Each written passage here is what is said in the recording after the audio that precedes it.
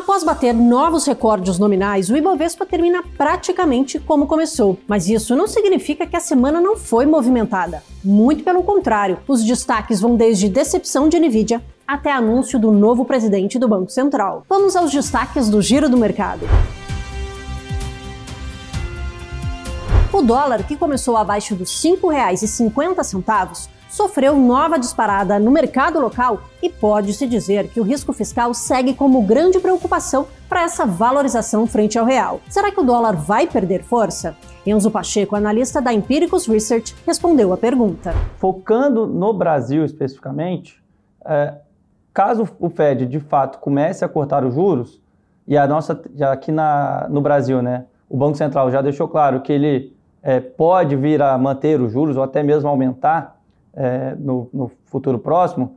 Se você tiver esse movimento, né, mesmo que seja de manutenção dos juros aqui no Brasil e o início de corte nos Estados Unidos, nesse caso você deve ver uma perda de força do dólar frente ao real, né, porque a gente tem que analisar o diferencial de juros dos países. Então, se o Fed começar a cortar e o Banco Central brasileiro mantiver os juros intactos, a tendência é esse diferencial aumentar. Então, poderia atrair uma demanda de investidores para investir aqui no Brasil. Obviamente, não é só uma questão que define o valor do dólar, né? Aqui no Brasil, a gente também tem a questão importante, que é a questão fiscal, a questão do governo, que caso você tenha alguma sinalização não tão positiva assim, os investidores também podem aproveitar esse momento para poder comprar dólar. Então, fica difícil até a gente definir qual vai ser o caminho exato para o dólar a partir de agora, mas a gente tem que ter em mente esses dois fatores, né? O diferencial de juros lá fora e questões internas aqui, principalmente ligadas à questão fiscal. Ao meu ver, a tendência, pelo menos no curto prazo, a gente vê uma perda de força do dólar frente ao real. Não acho que vá perder tanta força assim, sei lá, ir para os R$5, eu acho muito, muito distante. Mas você pode ver uma queda ali para os 5,30, quem sabe até uns 5,20 nesses próximos meses. A indicação de Gabriel Galípolo como sucessor de Roberto Campos Neto para a presidência do Banco Central foi a grande notícia da semana aqui no Brasil, mas não trouxe nenhuma surpresa. O nome já era aguardado e pouco movimentou o mercado. Quem também terá um novo presidente em 2025 é a Vale, que depois de meses de indefinição e incontáveis especulações, decidiu por escolher um executivo interno. Gustavo Pimenta, atual vice-presidente executivo de Finanças e RI, substituirá Eduardo Bartolomeu a partir de janeiro. A nomeação interrompe, pelo menos por enquanto, os questionamentos se a governança da empresa conseguiria combater as tentativas de intervenção. Veja o que falou o analista também da Empiricus Research, Rui Hungria, sobre o assunto. Assim, essa reação positiva que a gente está vendo hoje, na verdade a gente tem que lembrar que lá atrás, quando surgiu, por exemplo, o nome do Manteiga, as ações da Vale desabaram. Então, assim, é o mercado retirando esse desconto que acabou sendo colocado no preço dos papéis por causa desse risco de interferência política, como eu disse, né?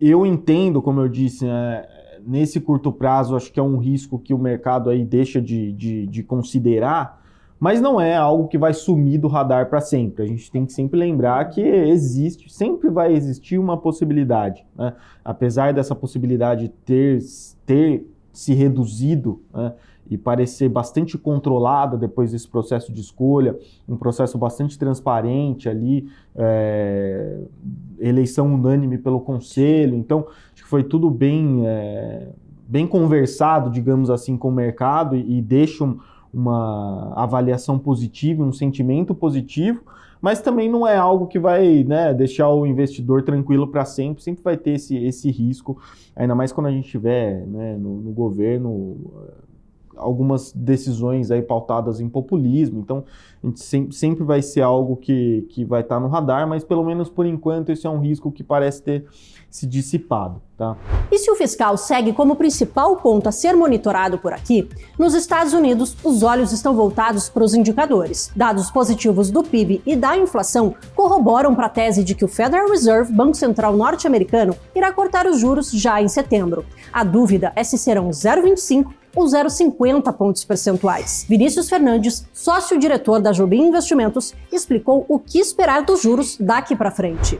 Eu acho que esse PIB reforça, olhando e dando um passo para trás, o que fez o Banco Central americano postergar esse início do corte de juros. Vale lembrar que um ano atrás a gente imaginava que o Banco Central americano fosse cortar já em março desse ano, começaria um processo de corte. Isso foi adiado. Isso, o PIB divulgado hoje mostra como a economia de fato vinha num patamar mais forte, 3% para uma economia tão madura quanto os Estados Unidos é bastante.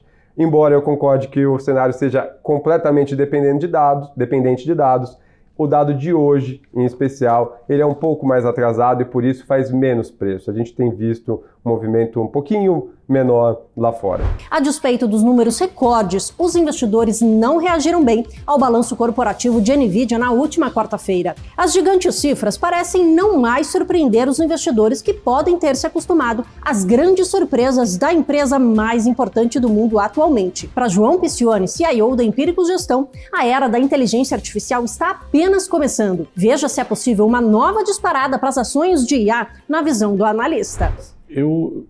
Ou para o setor, né, de inteligência artificial? Acho que tem grandes chances de acontecer, sim.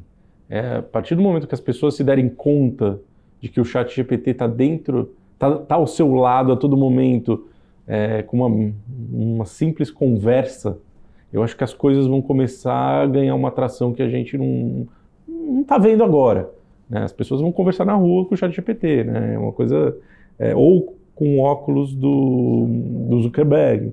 As pessoas ainda não é muito imaterial ainda, muito imaterial, né? Exato.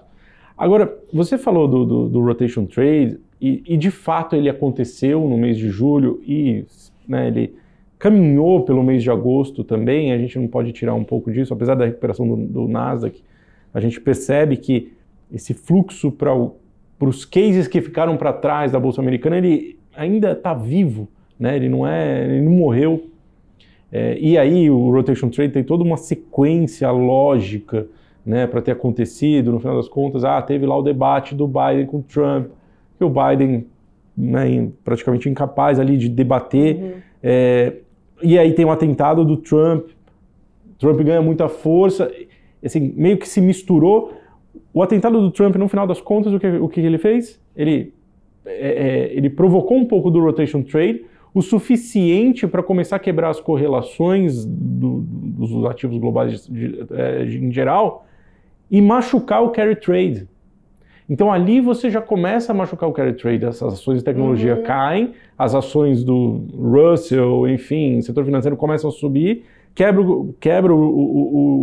as correlações, rotation trade, as ações de tecnologia caem, empurram o carry trade para a boca para a beirada do precipício, e aí vem o Banco Central japonês e empurra tudo de vez.